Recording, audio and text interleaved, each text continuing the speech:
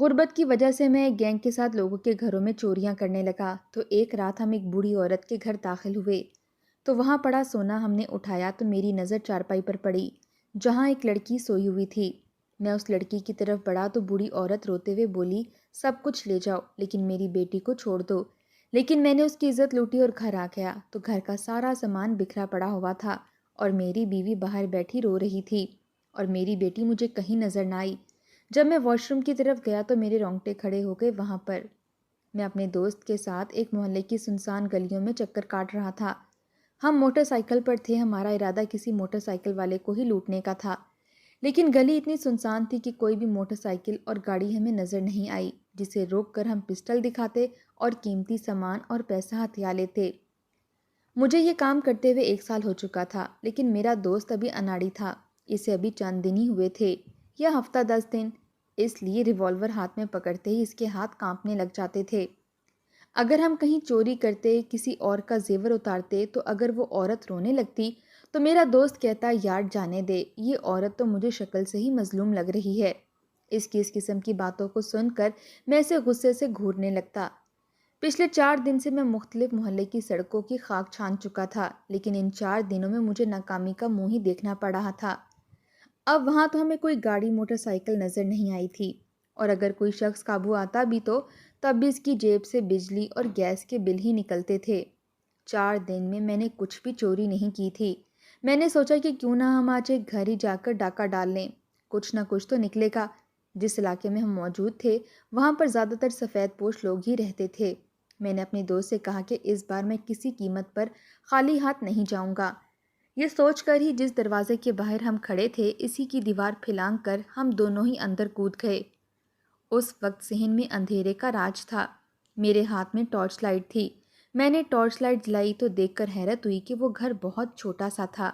صحن میں 2 چارپائیاں بچھی ملی تھیں جہاں پر 2 خواتین لیٹی ہوئی تھیں۔ میں نے اپنے دوست سے دھیمے لہجے میں سرگوشی کی کہ سب سے پہلے ان کے کمرے کی تلاشی لیتے ہیں، جو کچھ بھی ہوگا کمرے میں ہوگا۔ دھیرے سے چلتے ہوئے ہم اس گھر کے کمرے میں چلے گئے۔ کمرے میں پرانا سا پلنگ رکھا تھا اور لوہے کی الماری تھی جس پر چابیاں بھی لگی ہوئی تھیں۔ میں نے الماری کھول کے دیکھی تو بالکل خالی تھی، کپڑوں کے علاوہ وہاں کچھ نہ تھا۔ میں نے سارے کپڑے زمین پر پھینکے، ایک ایک چیز دیکھ لی، لیکن الماری میں کوئی بھی قیمتی چیز نہ تھی۔ یہ دیکھ کر میں پھر سے مایوس ہوا تھا، لیکن مجھے غصہ آنے لگا۔ اسی طرح میں نے دوسرے کمرے کی بھی ہر چیز تہس نہس کر کے رکھ دی، لیکن ایک پھوٹی کوڑی تک نہ ملی۔ پھر تو میرا خون کھول اٹھا تھا۔ 4 دن سے ایک بھی چوری نہیں کی تھی۔ پتہ نہیں لوگوں میں غربت اتنی کیوں چھا گئی تھی۔ گھر میں کچھ تھا ہی نہیں جس کی چوری کی جاتی۔ جیسے ہی میں کمرے سے باہر آیا تو صحن میں چارپائی پر بیٹھی عورت کو دیکھ کر میں وہیں ٹھٹک گیا۔ وہ 50 کے لگ بھگ عمر کی عورت تھی جو چارپائی پر اٹھ کر بیٹھ چکی تھی، ٹکر ٹکر ہمیں ہی دیکھ رہی تھی۔ اس کے برابر میں سو رہی لڑکی ابھی بھی گہری نیند میں تھی۔ 4 دن سے ہی میں نے ناکامی کا ہی منہ دیکھا تھا۔ مجھے نہ جانے کیوں اس بڑھیا پر غصہ آنے لگا۔ میں اس کے پاس گیا اور میں نے کہا کہ جلدی سے کھڑی ہو اور سونا چاندی گھر میں جو بھی ہے لا کر مجھے دے۔ میرا اونچے لہجے میں یہ کہنا تھا کہ میری آواز سن کر وہ لڑکی بھی اٹھ بیٹھی، شاید اسی بڑھیا کی بیٹی تھی۔ میں نے ٹارچ لائٹ جب اس کے چہرے پر ڈالی تو میرے تو ہوش ہی اڑ گئے۔ وہ لڑکی بے حد خوبصورت تھی، یوں ہم دونوں کو اپنے گھر میں دیکھ کر خوفزدہ بھی ہو گئی تھی۔ کم عمر 16-17 سال کی ہوگی۔ میں دھیرے دھیرے قدم اٹھاتا اس بڑھیا کے پاس آیا، جیب سے پسٹل نکال کر اس کے سر پر رکھ دی۔ یہ دیکھ کر وہ لڑکی چیخ پڑی، کہنے لگی، خدا کے لیے میری ماں کو کچھ مت کہنا۔ میں نے اس بڑھیا سے کہا کہ جلدی سے اپنے گھر میں جو چاندی سونا پیسہ ہے مجھے لا کر دو، ورنہ میں تم دونوں کو گولی سے اڑا دوں گا۔ میری بات سن کر بڑھیا رونے لگی، کہنے لگی، بیٹا میرے پاس کچھ نہیں، ہم تو خود غریب ہیں، بڑی مشکل سے اپنی روزی روٹی کا بندوبست کرتے ہیں، جو کماتے ہیں وہ روز ہی ختم ہو جاتا ہے۔ میں نے کہا کہ خبردار، جو تو نے مجھے اپنی غربت کے رونے سنانے شروع کیے، میں خالی ہاتھ تیرے گھر سے ہرگز نہیں جاؤں گا۔ میں نے پستول اس بڑی عورت کے سر پر تانی تھی۔ وہ لڑکی یہ دیکھ کر رو رہی تھی۔ عورت کہنے لگی کہ میرے پاس کچھ نہیں ہے۔ میں نے پستول کے بٹن پر انگلی پریس کرنا شروع کی ہی تھی کہ وہ لڑکی اچانک سے کہنے لگی کہ خدا کے لیے میری ماں کو کچھ مت کرنا، میں دیتی ہوں تمہیں سونا بھی اور پیسے بھی۔ یہ سن کر میں نے حیرت سے اس لڑکی کو دیکھا تھا۔ وہ بے تحاشا ڈرپوک تھی، بہت گھبرائی ہوئی تھی، اور اس حالت میں بھی اس کا حسن قابل دید تھا۔ میں نہ چاہتے ہوئے بھی اسے دیکھے جا رہا تھا۔ پورے گھر کی تلاشی تو میں پہلے سے ہی اچھی طرح سے لے چکا تھا۔ گھر میں کچھ بھی نہ تھا، پھر وہ کہاں سے مجھے سونا چاندی دیتی؟ میں تو بس اس عورت کو ہراسا اور ڈرانے کی کوشش کر رہا تھا تاکہ اپنا خوف و ہراس پھیلا کر وہاں سے چلا جاؤں۔ میں نے پسٹل عورت کے سر سے ہٹائی اور اس لڑکی کے پاس جا کر کھڑا ہو گیا اور کہا کہ چلو میرے ساتھ، مجھے دکھاؤ کہ تم نے کہاں زیور اور پیسے چھپا رکھے ہیں۔ مجھے لگا تھا کہ وہ مجھے کمرے میں لے کر جائے گی، لیکن نہیں، وہ صحن میں لگے درختوں کے پاس گئی اور ایک جگہ بیٹھ کر مٹی کھودنے لگی۔ یہ دیکھ کر میری عقل حیران ہوئی تھی کہ اس نے کہاں پیسے چھپا رکھے تھے۔ اس نے گہرا سا گڑھا کھودا اور پھر 1500 کے کئی نوٹ نکال کر مجھے پکڑانے لگی۔ ساتھ میں سونے کی چین اور انگوٹھیاں بھی تھیں، وہ بھی اس نے میرے ہاتھ میں رکھ دیں۔ میں اسے ہی دیکھ رہا تھا۔ اس کے ہاتھ بے حد سفید تھے، خود بھی دودھیا رنگت کی تھی، اور چہرے کے نقوش بھی بے حد حسین تھے۔ اس وقت وہ مٹی کھودنے میں اس قدر مصروف تھی کہ اسے اپنے دوپٹے کی بھی ہوش نہ تھی، جو اتر کر زمین پر گر چکا تھا۔ میری نظریں تھیں کہ اس سے ہٹنے کو تیار نہ تھیں۔ نہ جانے کیوں میرا دل اس لڑکی پر بے ایمان سا ہو چکا تھا۔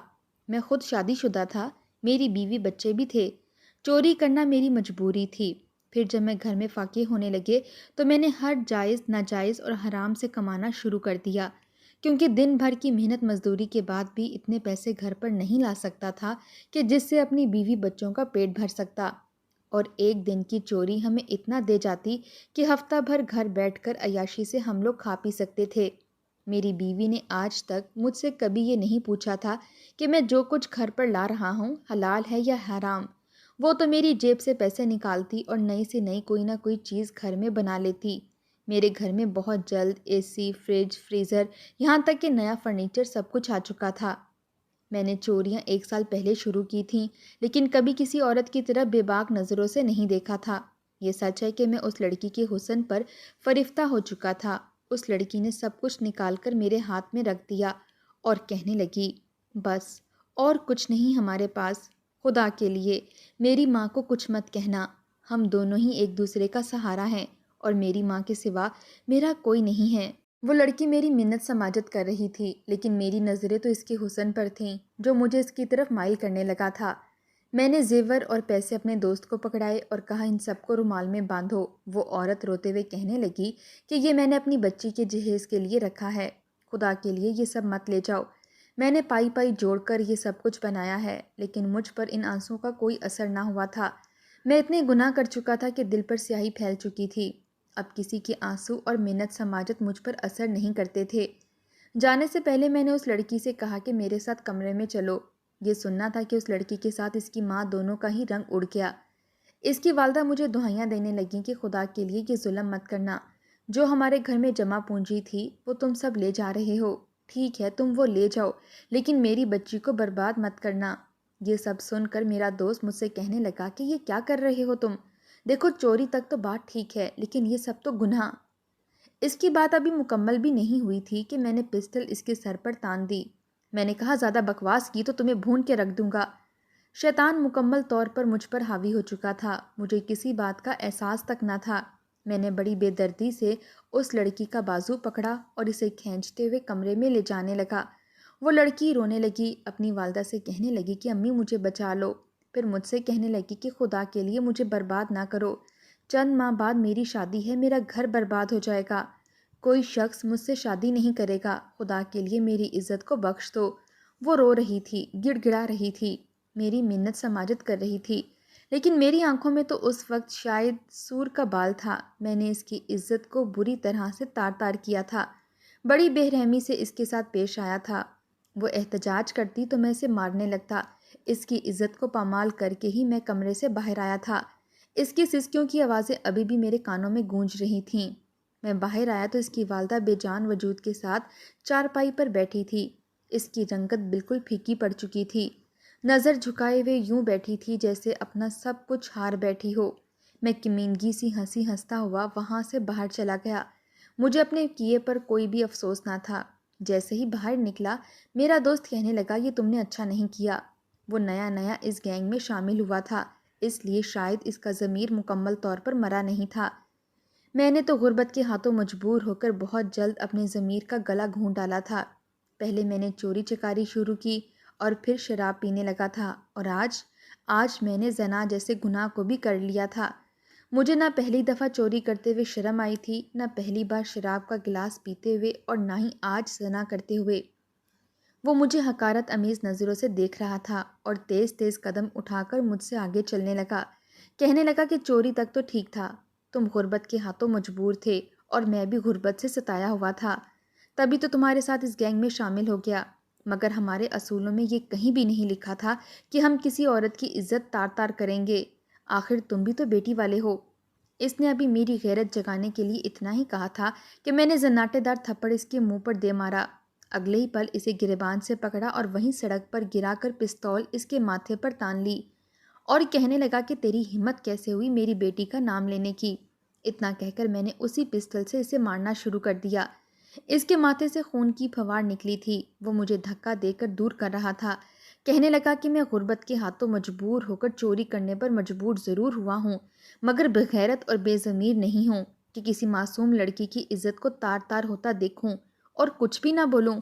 وہ مجھے دھکا دے کر وہاں سے جا چکا تھا اور میں اسے کہہ رہا تھا کہ تجھے میں اس گروہ سے نکلوا کر ہی رہوں گا، میں مزید تجھے اپنے گینگ میں شامل رکھنا ہی نہیں چاہتا۔ میں اسے لان تان کرتا ہوا بڑھنے لگا۔ تبھی مجھے چند سال پہلے کا ایک واقعہ یاد آنے لگا جو میں نے یوں ہی اپنی آنکھوں کے سامنے دیکھا تھا۔ وہ پہلی بار تھا جب میں غربت کے ہاتھوں ستایا ہوا اس گینگ میں شامل ہوا تھا۔ اپنے ماں باپ کا اکلوتا بیٹا تھا۔ ماں باپ نے مجھے پڑھایا لکھایا، انہوں نے اپنی ساری جمع پونجی میری تعلیم پر خرچ کر دی تھی تاکہ میں پڑھ لکھ کر ایک اچھا افسر بن سکوں اور انہیں خوب کما کر دے سکوں۔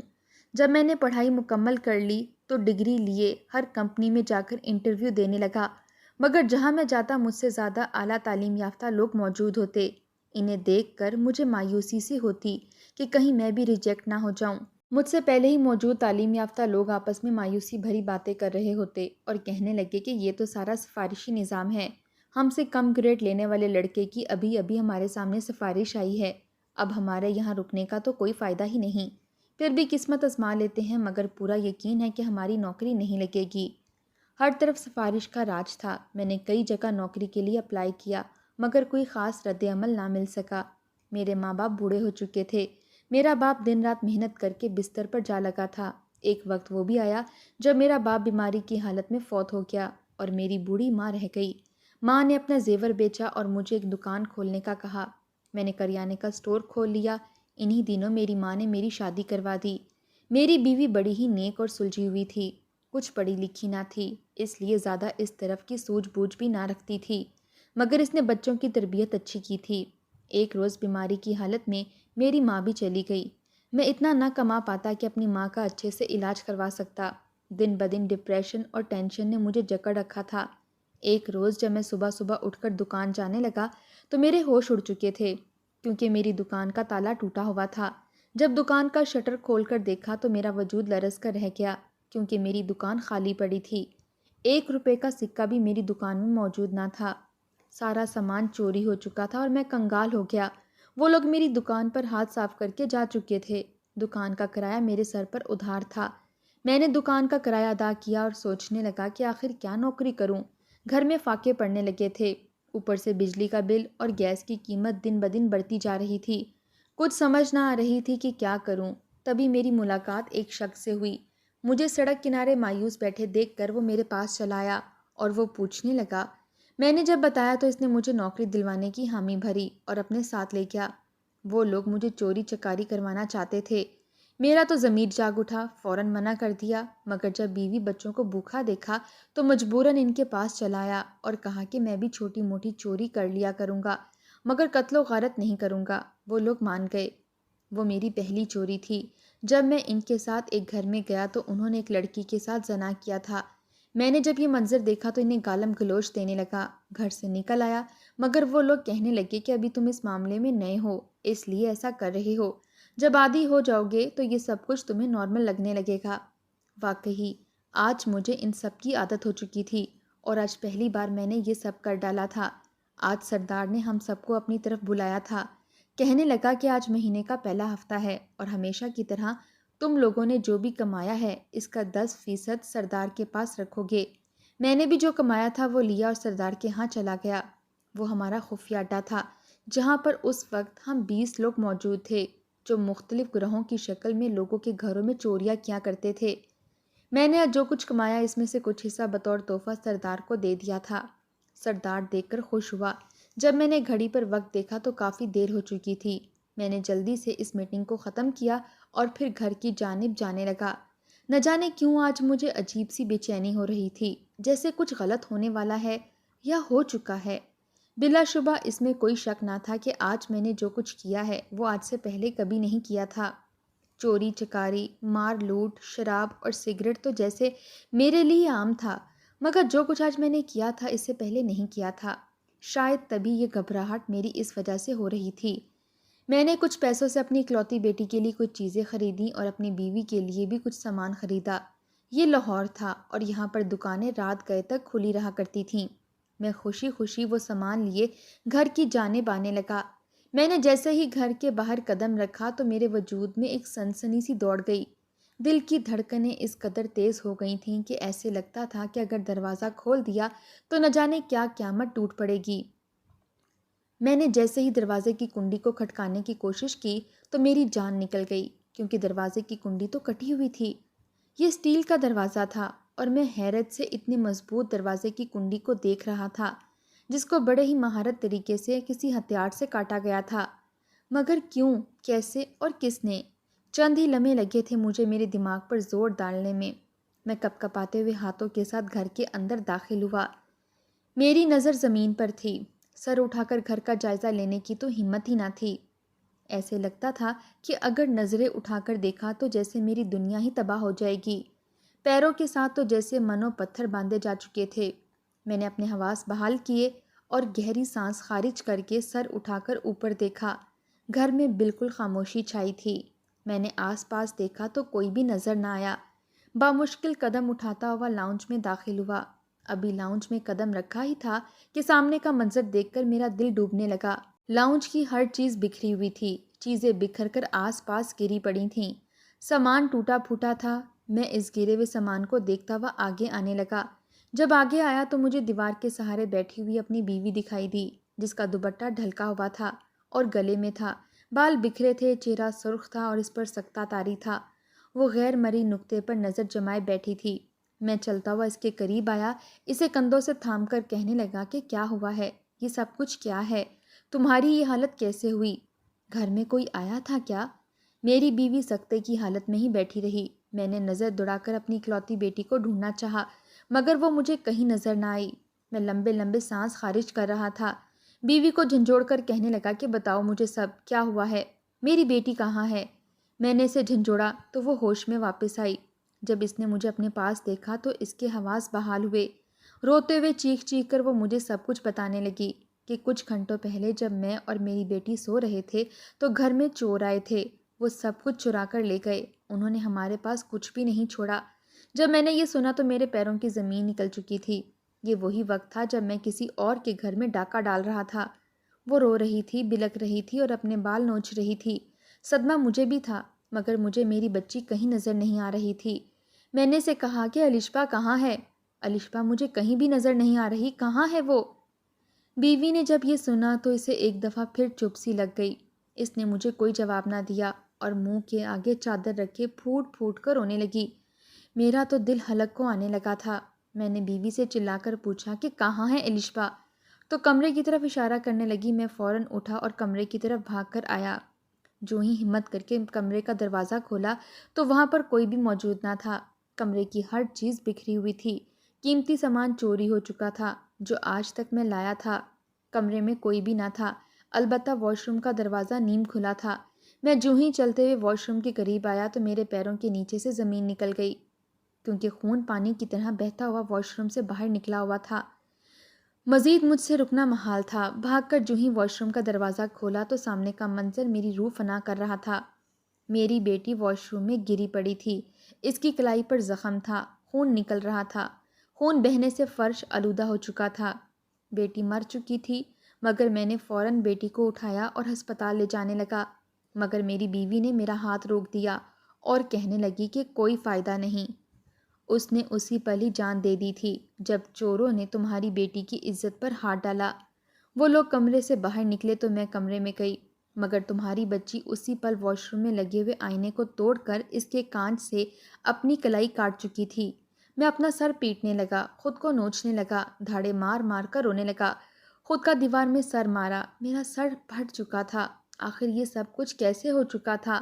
آج میں نے کسی اور کی عزت پر ہاتھ ڈالا تھا اور وہیں مکافات عمل پلٹ کر میری بیٹی کی طرف آیا تھا۔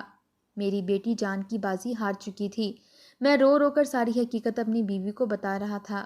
بیوی نے جب یہ سنا تو میرے منہ پر تماچا مار دیا، کہنے لگی کہ تجھے شرم نہ آئی؟ یہ تیرے ہی برے کام تھے جس کا خمیازہ آج تیری بیٹی کو بھگتنا پڑا ہے۔ تو جیسے باپ کو تو مر ہی جانا چاہیے۔ یہ بات صبح تک پورے محلے میں پھیل چکی تھی۔ میں اپنی بچی کو دفنانے کے لیے لے گیا کہ تبھی اسی وقت 2 جنازے اور بھی قبرستان میں لائے گئے۔ میں تو بت بنا دیکھ رہا تھا۔ محلے والوں نے پولیس کو بھی اطلاع دے دی تھی اور میں خود ہتھکڑی لگوانے کے لیے تیار تھا۔ شاید اسی طرح ہی میرے گناہوں کی معافی ہو سکتی تھی۔ وہاں 2 جنازے لائے گئے تھے اور انہیں بھی میری بیٹی کے ساتھ ہی موجود قبروں میں دفنا دیا گیا۔ یہ وہی 2 جنازے تھے جن کی زندگی کل رات میں نے برباد کی تھی۔ وہی بوڑھی عورت جو میرے آگے ہاتھ جوڑ کر اپنی بچی کی عزت نہ لوٹنے کی دہائی دیتی رہی، اور وہ بچی جس کی عزت میں نے تار تار کی تھی۔ دونوں ہی مر چکی تھیں۔ میرے پاس سوائے پچھتاوے اور معافی کے اور کچھ بھی نہ رہا۔